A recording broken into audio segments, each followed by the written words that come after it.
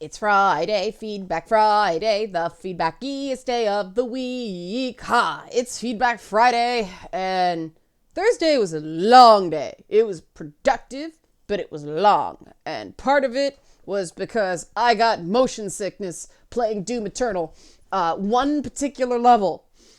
And I'm gonna go back, and I'm gonna have a freaking rematch with it as soon as I, finish this video, because I want to see if that field of view change makes a difference, because I was so sick for like an hour after I finished playing that level. But this has nothing to do with your feedback for the week, which was very interesting. Before I get to that, you know what's coming. Help support this channel, become a monthly patron, patreon.com/LeannaK. Patrons got a lot of cuteness this week and some updates and all that stuff. Basically, the gist of it, and this is what patrons get, the granular details of this stuff, among other things. But the various delays in supply regarding boss fight stuff that I'm dealing with right now. I went through it for them. I'll spare you guys. Suffice it to say that COVID-19... stores being closed and shipping delays is fucking with me kind of hard now. So I'll leave it there. Let's get to your feedback, because I specifically asked for feedback on a few things this week, and you guys did not disappoint. The feedback across the board with the most and least toxic gaming communities. I mean, some people, how shall I put this? Rightly pointed out some of the issues with methodology. Some people were bothered that it was on a curve. That doesn't bother me, because it's still comparative. And, you know, if something's 30% the toxicity of the thing that's 100, I think that still matters. Obviously, these are not... I get why some people go this way, but when someone's just doing something for interest's sake and to have a bit of fun, and like I said, I thought the thing that was so cute about that use of the IBM AI was how tongue-in-cheek the results were. It bothers some people that something isn't totally scientific. I found it very interesting to see the comparative communities. Now, one point of feedback that I do agree with, I think it was Giant Enemy Crab that said this, was that this was just a measurement of Reddit communities. There are other communities in gaming, such as Twitch, such as, excuse me, certain Facebook groups, even in some cases, Twitter hashtags and things like that. And, multiple communities for the same game can be varying levels of toxic. It was Giant Enemy Crab. He gave the example of the Metal Gear community on Twitch is known for being whiny, homophobic, entitled, and verbally abusive, which is very different from the Metal Gear community on Game FAQs, sorry. The Halo community on Halo Waypoint is known for complaining about virtually any balance changes, but the Halo community on Reddit are a bunch of fun-loving meme lords who just want to make each other laugh. This is true. Then he made some comments about certain other communities that I think bear saying so. In general, the Rainbow Six Siege community is known for being so utterly toxic that I stopped playing since the players on Steam were more racist than Call of Duty and more homophobic than Gears of War. Quake community is somehow usually quiet in games and avoids voice chat in games altogether, but I tend to enjoy helping each other improve and usually being chill people while offline. I have had similar experience about Rainbow Six Siege. I know it's a known thing about that community. It is kind of an anomaly in terms of Ubisoft properties. I'm not sure why. There's nothing specific about the game that would lend it to that. Maybe because it's all, army of yeah kind of thing. But yeah, I just wanted to say that because it's a fair point. Rainbow Six Siege is sort of known for notable toxicity. And I think what is important here is that the fact that gamers, because other people said, the Dark Souls community is actually really great, can confirm. In general, I find that the communities surrounding really hard games are really great people. I don't know if we've all had it just because we've all had our asses whooped by those games, but they're really good communities. Hollow Knight and Dark Souls and Cuphead, and they're all great, at least in my experience. So I don't know. Is it just that, games like Call of Duty have a whole bunch of like normies who only play Call of Duty? I don't know.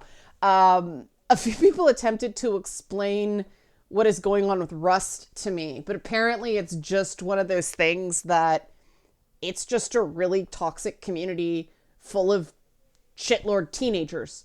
And that sort of ties into the stuff about the other video. It was Gaming Toxicity Week.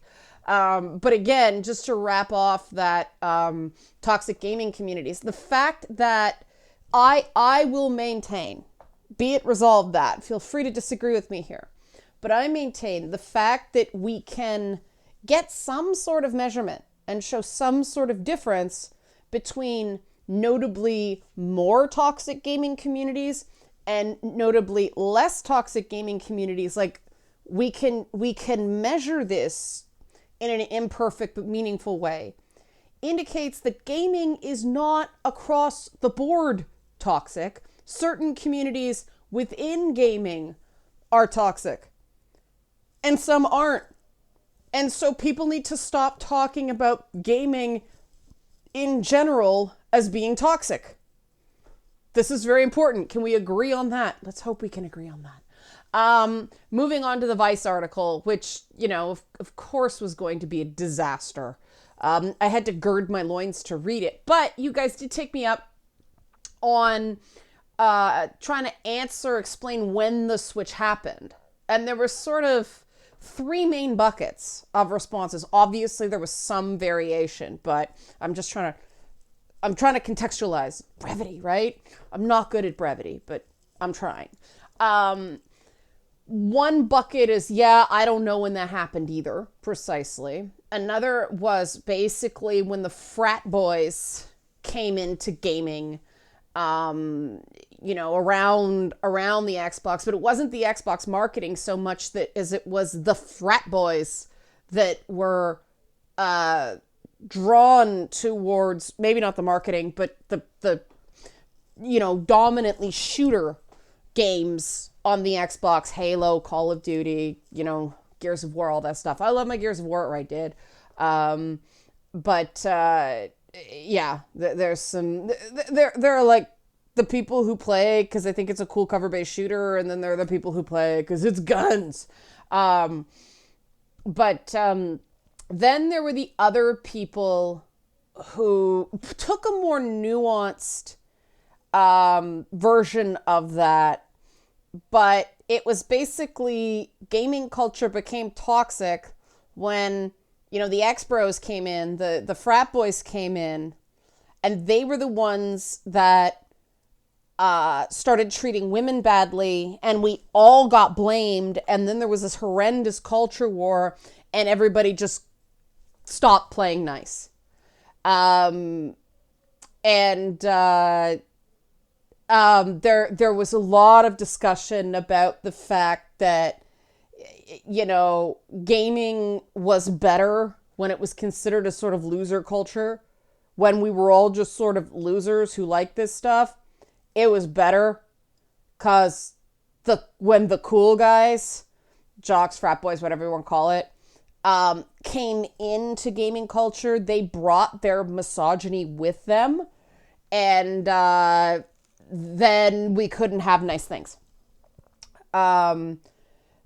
That is consistent with the research I've done and the experiences I had personally. Up until kind of that era when gaming started mainstreaming in the early 2000s, people were sort of bewildered by me, but I didn't get the open hostility or dismissal that started happening around, maybe it was just because I started covering games and so I started dealing with games journalism. I don't know. But around 99 to 2003, that kind of window. That's when it started getting, oh, you're a girl, what do you know? Stuff like that to my face. Like, of course you'd like that game. You're a girl. Now, the game there was Baldur's Gate, which prominently male player base, but apparently this was a girl's game to the speaker there. But a lot of people did comment on the fact that, yeah, it's kind of sucked since the cool guys came into gaming, though many people rightly did point out, I touched on this too, that, trash talk has pre-existed gaming. It's been a part of sports as long as there have been sports. That's true. And this is why I sort of defend gaming against these slings and arrows, because I don't think it's fair to single gaming out for something that is connected to competition or social media. I mean, that was about when social media started rising too, I think. Oh God, when did, what was that? MySpace. When did that start going? When did MySpace start going? Yeah, 2003. There you go. It syncs up almost exactly with sort of the rise of social media. There you go. It became a very different thing once a lot of discussions about a lot of things went online. And I don't necessarily believe it's because people just turn into giant raving assholes when anonymity is involved. I believe it's just that the people who already are giant raging assholes can get away with more stuff with impunity, because for too often it was just, oh, it's just part of the culture. I have nothing to base that on other than my own experiences. But that's my opinion. I'm curious about what you guys think. The Gamergate controversy came up a lot in the comments, more referenced than specific details about it, other than that a lot of people were of the opinion that the way the Gamergate controversy was handled made the toxicity worse, not better. And I found that an interesting observation. I have a very hard time refuting that. I have not seen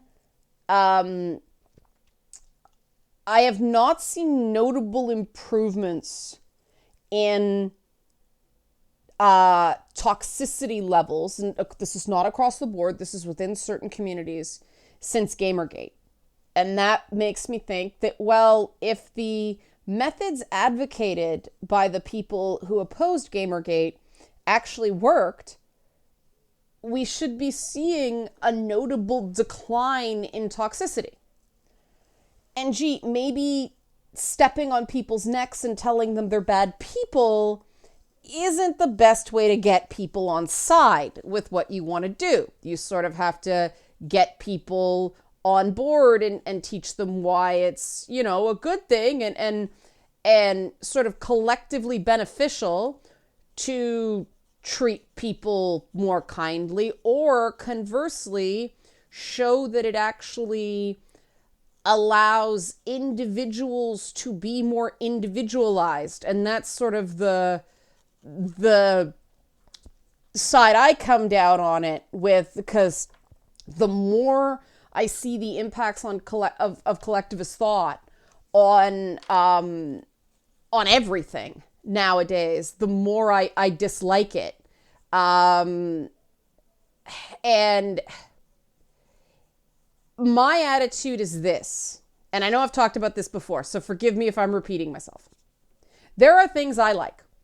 I want to be able to like them. I want to be able to like them without getting an unreasonable amount of grief. Since I want to be able to like stuff without getting an unreasonable amount of grief, I need to let other people like the things they like without griefing them, even if I don't share their like of it. You You know how I feel about The Sims. I'm not going to get on someone for liking The Sims. Just because I cannot stand that game, it terrifies me, doesn't mean that other people can't play the game and enjoy it greatly. I have very, very good friends that play The Sims, and it's kind of like a run-on joke. Actually, one person I know who plays The Sims rather religiously, I warned her about Lady Bits because I knew she was going to watch it, and I said, okay, there's this run-on joke in Lady Bits. I want you to know it is a joke. I don't want you to feel bad. And she laughed. She said, thank you for telling me, but it's you. Of course it's a joke, right? But I considered that way because I don't want people being douche canoes to me.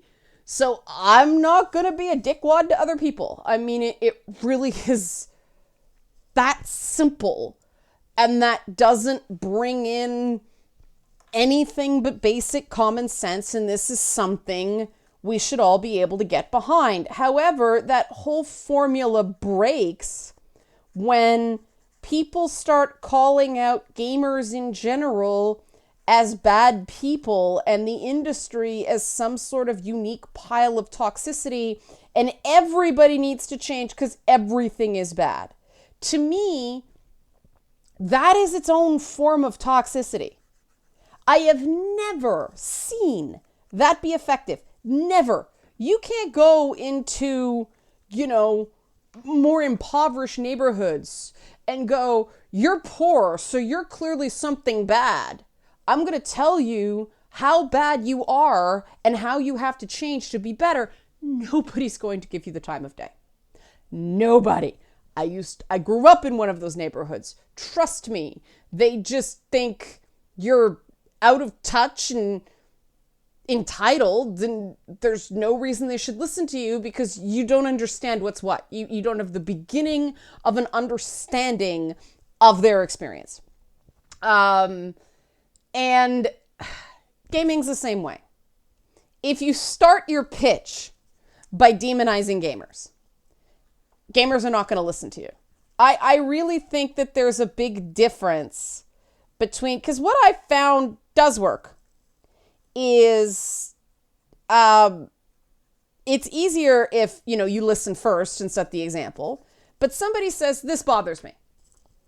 And even if you don't, swear on your mother's grave that you'll stop doing it immediately, just giving them the opportunity to feel heard about something bothering them makes them feel heard. It makes them feel validated as a human being. They then, if they are not a complete asshole, are going to be more inclined to listen to you when you say you don't like something. That's the way we do it. There is no shortcut to that. You have to, of course, show a love of some form of game series, right? You can't just go, it's all bad, because of course it's not. There's incredible creativity and ingenuity and innovation and kindness and support. You find the right community. Gaming communities are the best, man. It's some of the most giving, caring, thoughtful, people who are full of empathy. That empathy sometimes comes with some quirks, but that's what makes it awesome. And that, I think, is I've seen that work, right? I've seen like the comment sections of these videos. Case in point, people disagree. People sometimes get mad, but the comments that I would consider outright toxic are a tiny minority. And that's because people feel heard. That's why I do. If anybody wonders why I devote every Friday to feedback, that was actually something that I picked up on by listening to other gamers. They didn't feel heard. And obviously, I can't respond to every comment. And I don't want to start, I very, very rarely respond in text in a comment. Why? Just because it's a time sink. And I think it actually is diminishing returns because if I get back to some people and not other people, those people feel left out. I think the best way to do it is to just take a sampling of comments every week. And then people feel like, well, at least she read it and she responded to some. She's listening. Not everybody thinks I listen, but you can't convince all of the people all of the time. Now, there was one interesting insight that Ralithar 44 came, and it was very complex. And I'm still chewing on this because it's close to something I've seen.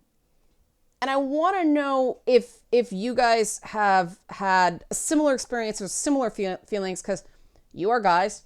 I don't know what it's like to be that. So what he said as in terms of the shift from, and he specifically clarified when I said, you know, the shift happened from try to be nice to girls and hope to get noticed to give up hope and get bitter. And he said, I think that happened with the death of chivalry and the vilification of the nice guy, combined with the rise of the nerd as the central societal pillar. Somehow nerds went up in value societally, and then yet in terms of relationships stayed about the same. Nice guy. Oh, you agree, huh, Zelda? Oh, okay. Nice guy is a very negative pejorative in the modern age. They assume, I assume that's women. Women assume you're just being nice for sex and that you're shady. That's where I went, really?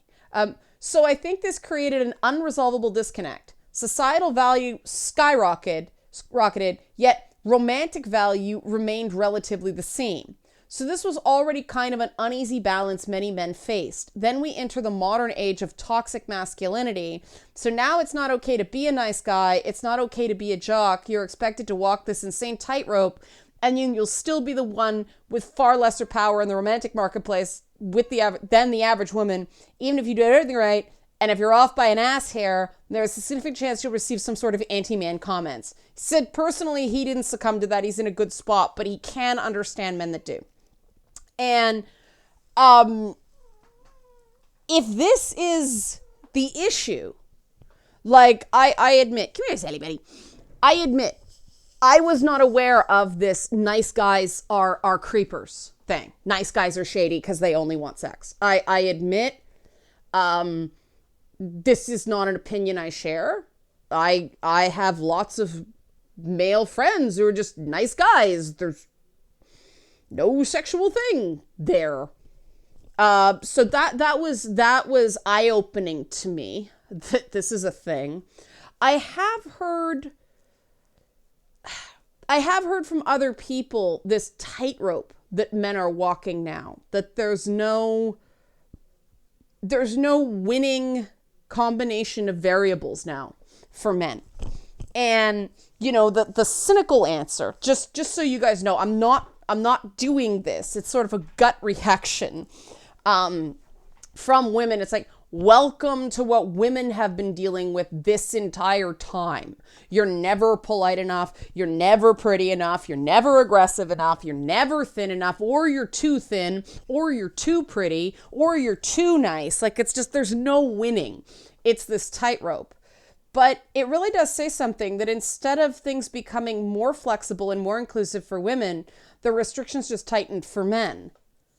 Again, I really think that this shows that our diversity and inclusion thought leaders have taken us in precisely the wrong direction. And I do hope that once this 2020 US election lunacy dies down, it's the beginning of things going in the right direction. Once whatever this crap is that collectively people need to get out of their system, whether it's a reaction with things, too many things changing too fast and people are just confused and they just feel like they can't win, so they just give up trying or whatever. We really need to hit a place where the dialogue is not controlled by people just looking to scold. I firmly believe that. And I mean, I'm doing what I can to facilitate that with things like this. I'm wondering what you guys think we could do. because this is something I'm very passionate about. I think it's really important. I think it's good for everybody's mental health if people feel like they at least have a hope of being heard, if there is a right way. And maybe something we could sort of work on together, on and off, is sort of creating what are the standards we want, as gamers in the gamer community. Where's the right way to do it, right? Like, obviously not guaranteed, a million followers on YouTube or success and popularity in all things, but just basically, I totally get that you do need to give people the right answer, right? People have to know there is a right answer, and it has to be attainable. And I do think that sort of the societal conditions that led to people, basically being modern day wage slaves, even when they're making 90 to 100 grand a year, they're working so many hours and they're so exhausted, so constantly in fear they're going to get fired, that it's a form of modern day wage slavery. I think that is tied into our social things where everybody's angry and everybody feels wrong, that it's this oppression Olympics, and everybody's just becoming very, very distrusting of each other, which, let's face it, is great for the status quo. When people don't trust each other, then we can't get an exchange of ideas and goods. We can't have creativity because people aren't working together to solve problems. And I'm interested in what you think, because if we can get this right, we can build on it. And if we can build on it, if we can show there's a workable model, we can overcome this really, really shitty dialectic that exists when it comes to games. So I'm going to leave you on that optimistic note. I interviewed a guy who watches my Twitch channel about Hollow Knight lore, because I was like so lost when I finished that game. I'm going to get that up for next week. I'm continuing to work on boss fight despite the coronavirus stuff. So hopefully there'll be some sort of little preview, even if it's just a couple of photos, next week. And more Doom Eternal. And it will make me motion sick next week. Hopefully that field of view slider worked. Okay. Everybody have a great weekend. Get some sunshine with proper social distancing. I actually stood under my skylight today for just 10 minutes because I'm so pale right now that even the lightest shade of makeup is too dark for me. And that's going to be a real problem with recording. I was like, shit. Social justice warrior costume's fine because there's like a scarf there, but anything where there's like a décolletage, it's going to look bad. So I need to get a little bit of color, or I need a recommendation of a makeup shade pale enough, because It Cosmetics fairish shade, which used to be light, is not light enough for me anymore. I am a pale ass woman. So if anybody has any recommendations, if you can't send me a Twitter DM or send me a tweet or something like that, because it'll get lost here, but let me know the palest pale makeup that's sensitive skin friendly and doesn't have too much coverage, because I don't like to mask the freckles. I'm picky, aren't I? I'm very picky about these things. Okay, everybody, thanks for watching.